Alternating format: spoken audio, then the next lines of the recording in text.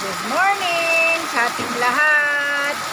Isang maulan at hanganging umaga sa ating lahat.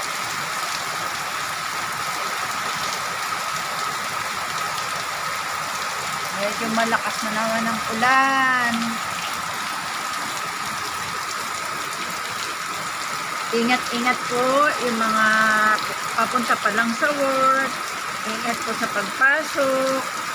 Alam naman po natin, sabi nga po, pag artista, the show must go on. Pero para sa atin po, mga hindi artista, work must go on. Kahit medyo mahihirapan sumakay, okay lang po sa larangan ng salapi. Magbabiyahe tayo kahit maulan, kahit pa mabasa minsan, kasi pag nilipad yung payong, syempre, babaliktad yung payong. Pag mga nakamotor naman, syempre full gear, nakakapote. Kahit mahirap magbiyahe, basta may work, dire-diretso lang.